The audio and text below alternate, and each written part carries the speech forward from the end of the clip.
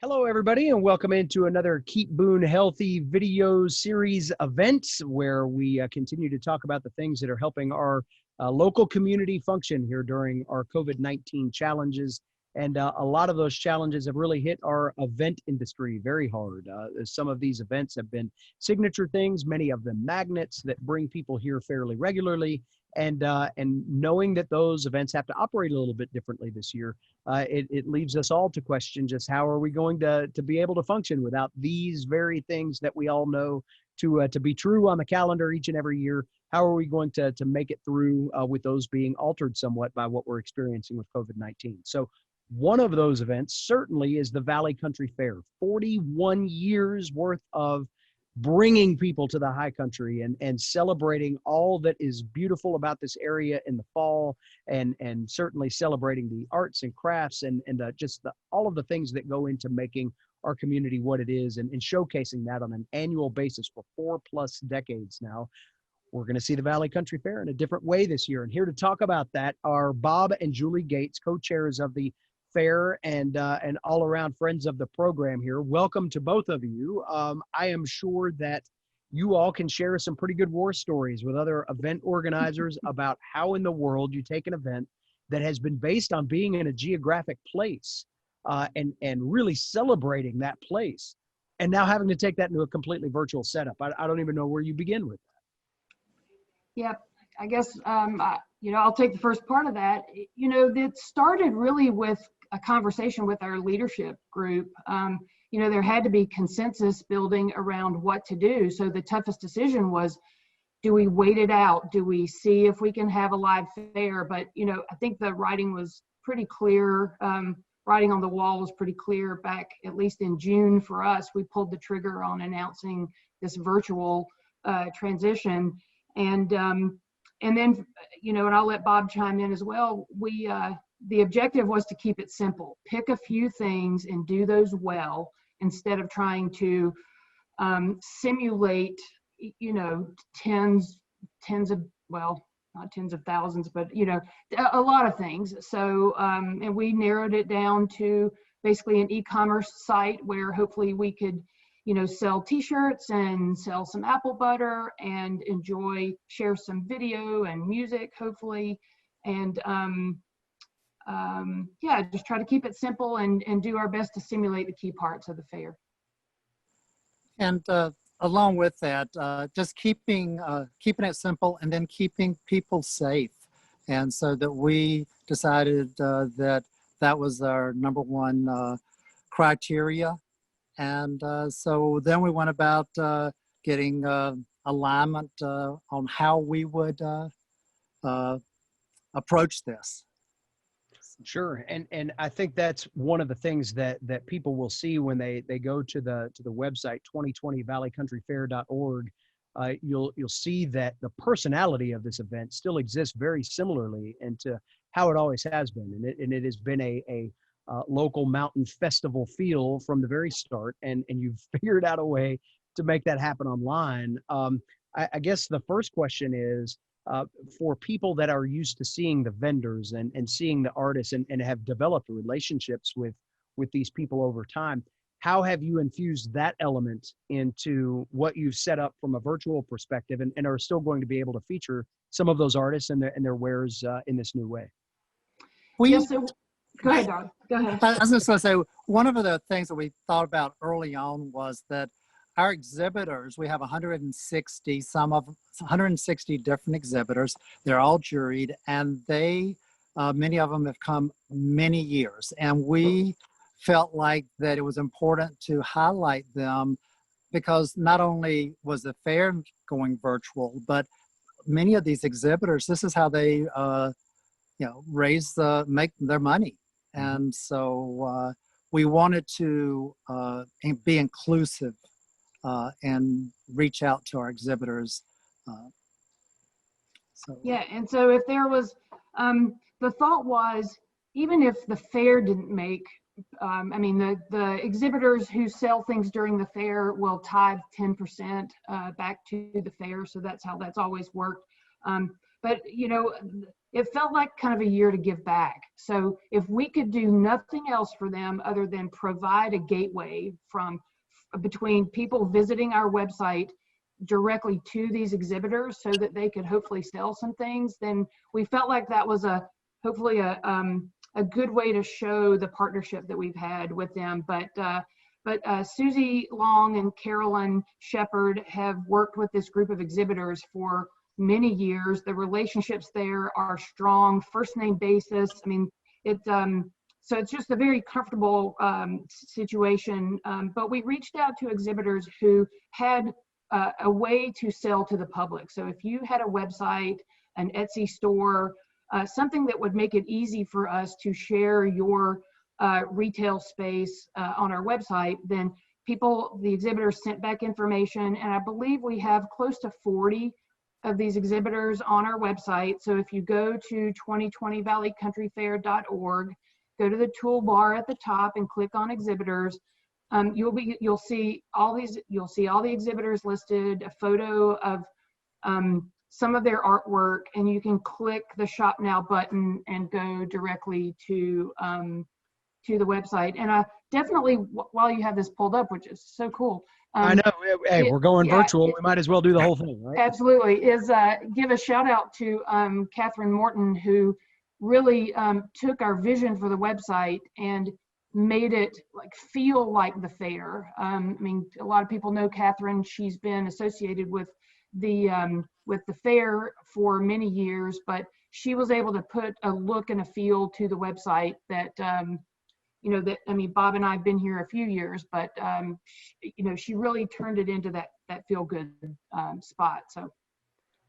Well, and I think one of the things that is so remarkable about this entire project is, as you have revisioned again, an event that people have set their calendars around for years. This has been a multi-generational stop for so many people that come up to the area in the fall, and they want to experience Valle Crucis, and they want to experience that quintessential craft fair, and this is the perfect place for them to be. One of the things I think that immediately stands out is that you do bring that personality of a place where you can go buy apple butter and baked goods and jams and jellies that bring you right back to that place again. Yet you have found a way to recreate that experience that Bob, I know you have said before, this has got a chance to help redefine the event going forward in bringing a new audience to an event where maybe people couldn't get to Valle Crucis all the time, but now, thanks to this website build out and this new way that we're looking at things, whether the Valle Country Fair looks like it always did next year or not, you've got a way to deliver this product anywhere in the world now, which can only raise the profile of what the group has been trying to accomplish for years. Yes, and the ability for people that all of a sudden their travel plans change, and they weren't able to make it, they will be able to get a little bit of merchandise and support a cause that's dear to them. And so that's important. One of the ways the Valle Crucis Conference Center, who partners with us, they controlled the parking, and so that revenue stream is gone. And so we're looking at ways to again give back to the community, support our exhibitors, and give a feel for today and the future.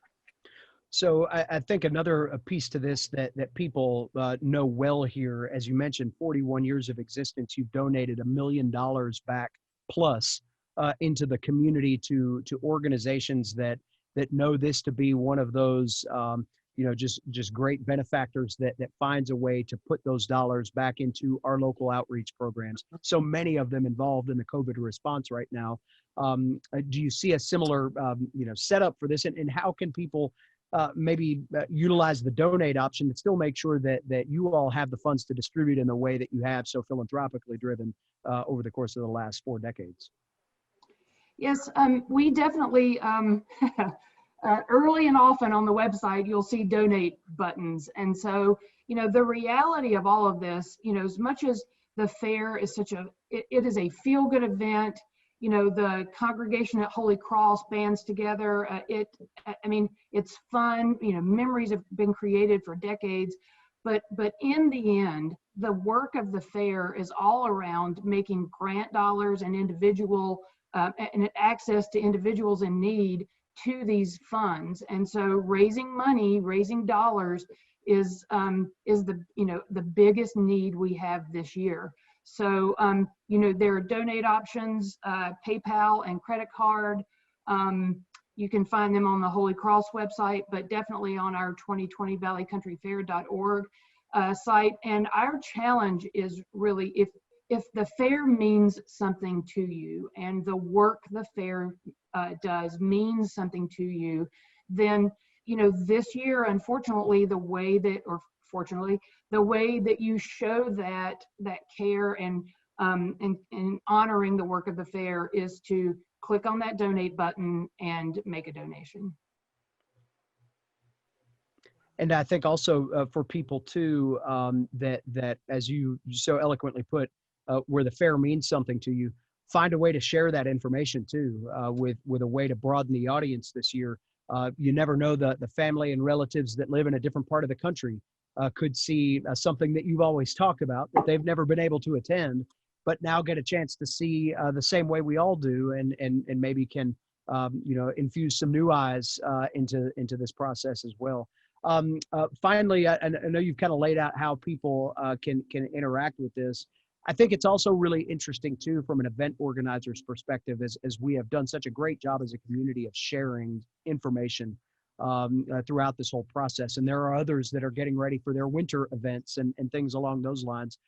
What have you learned about the value of being a nimble event 41 years into the making, and having volunteers that are willing to take on different roles and responsibilities? What have you learned about this process of organizing such a massive event to begin with, changing the whole entire way you deliver it? But anything that you can share with people that may be getting ready to go through the same thing, some of the scars that you've earned along the way. You want to respond to that? Yeah, I'm going to say that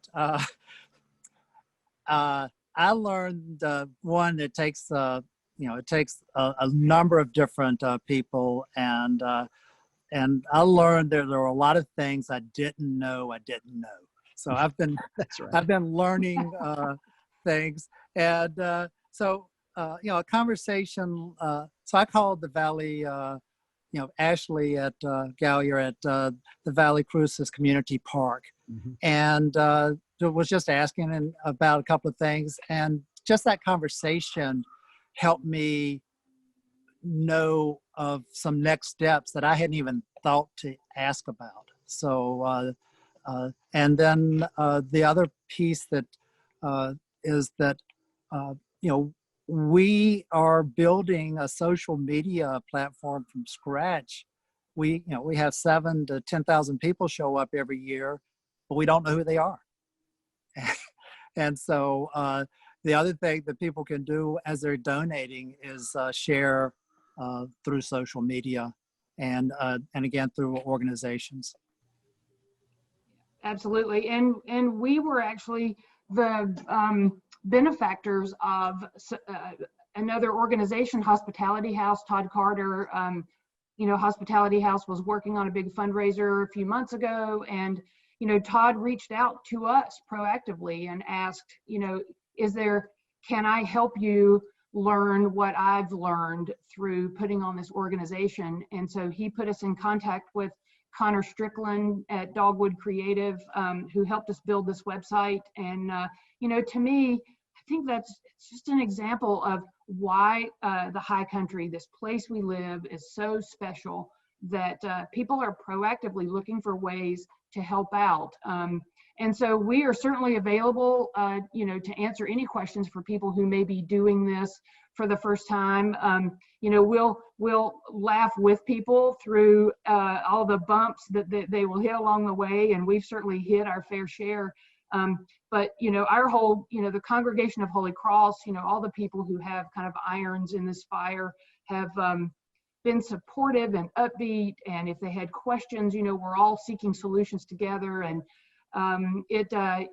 I think it is really, really cool to see that a 42-year-old event can be this nimble, and it will certainly set us up to be stronger in the future. Well, everybody that has the opportunity, please go and check out 2020 valleycountryfair.org. We showed you the website just a few moments ago. As Julie mentioned, you can donate on the website, just in case you didn't realize that. That is something that you can do. But I really appreciate the fact that, you all have brought so much creativity and ingenuity into this process. And I know that's an army of volunteers that have done that. A lot of great minds have come together to figure out the best way to deliver this particular event this year.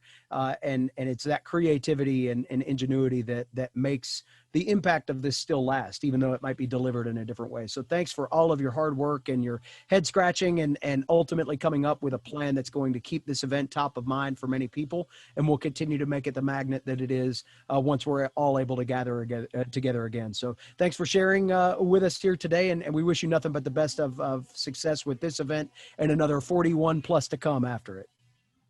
Thank you. Thanks for having us.